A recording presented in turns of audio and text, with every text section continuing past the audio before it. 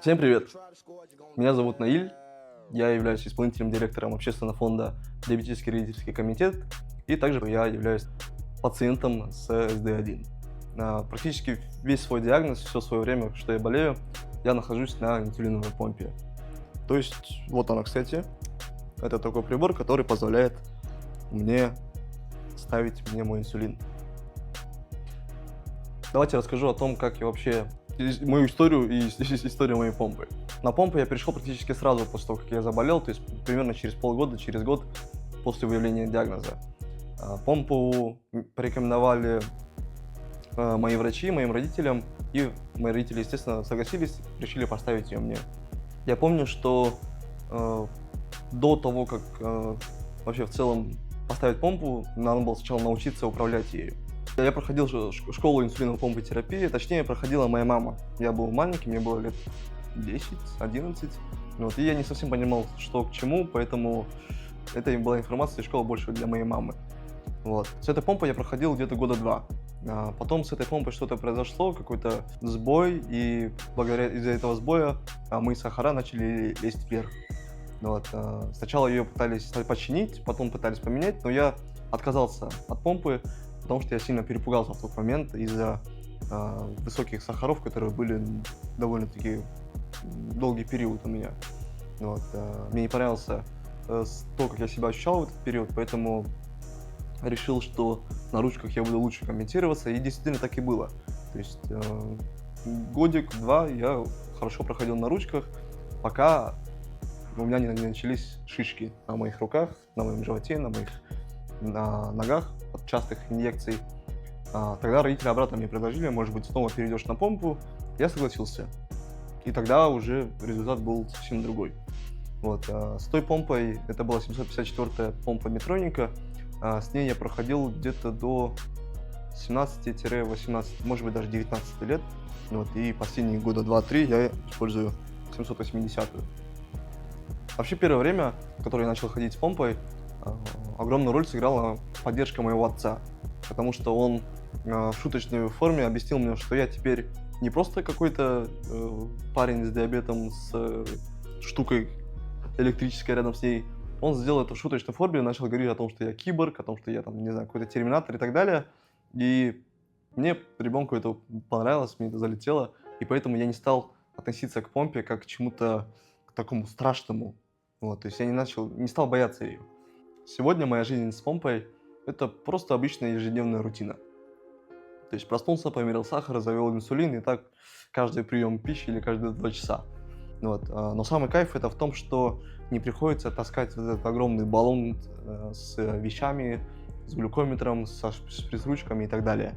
То есть ты просто берешь помпу, которая постоянно к тебе привязана, и выходишь. В этом кайф. Естественно, есть и минусы. Сейчас это стоимость расходников. Примерно месяц на расходники я трачу порядка 150 тысяч тенге. Плюс к этому иногда канюля может загнуться, иногда инсулин не попадает, инсулин может испортиться в помпе. Но плюсы все равно не перевешивают, их все равно больше.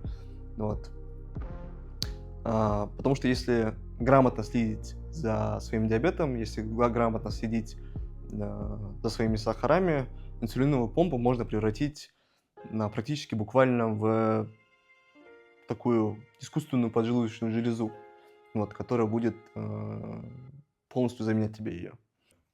В целом для меня помпа это, во-первых, контроль своего сахара, контроль своего здоровья. Во-вторых, я думаю, что это свобода моей головы. Без помпы ты часто думаешь о личных вещах, которые с помпой ты не думаешь. Например, не испортится ли твой инсулин в ручках, взял ли ты с собой продленный, не взял ли с собой продленный, есть ли у тебя в запасе иголки и так далее. В помпе ты просто сделал вот так вот, открыл, посмотрел, ага, инсулин у меня есть, батарейка у меня нормальная, сахар у меня нормальный, и в целом все. То есть очень-очень экономит твое время, очень экономит твою энергию, твою силы и твои нервные клетки, мне кажется. Раньше я никогда должным образом не относился к своему диабету. То есть не мерил сахар, пропускал где-то инъекции инсулина, мог где-то подхомячить. Вот. Но недавно я осознал о том, что диабет — это такое заболевание, где есть поговорка «спасение утопающих — дело рук самих утопающих». И вот именно эта поговорка, она к диабету очень, очень сильно подходит. Почему? Потому что у человека может быть самое лучшее все. То есть у него может быть самая лучшая помпа, самый лучший инсулин, самый лучший сенсор последней модели. Вот, хоть 10 этих сенсоров, хоть 10 этих помп. Вот, но он при этом все равно будет некомментированный, потому что все зависит именно от того, как человек сам относится к своему диабету. Вот, поэтому, да, инсулиновая помпа — это невероятно крутой инструмент, но только инструмент. То есть инструмент может стать как и спасением, так и, наоборот, усугубить ситуацию, смотря от того, в каких руках он будет. Вот, поэтому мой совет, моя рекомендация: если вы думаете о том, чтобы поставить помпу, обязательно ставьте ее. Но тогда вы должны чуть больше контроля давать своему диабету, то есть ни в коем случае не забывать и ни в коем случае не забивать на свой диабет и на свой диагноз.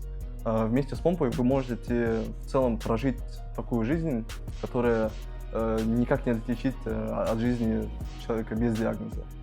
Вот. Поэтому вот так. Помпа — это классная штука. Всем спасибо большое за просмотр этого видео. Я надеюсь, что наш второй выпуск вам понравится. Обязательно репостите, делитесь, пишите комментарии, ставьте лайки.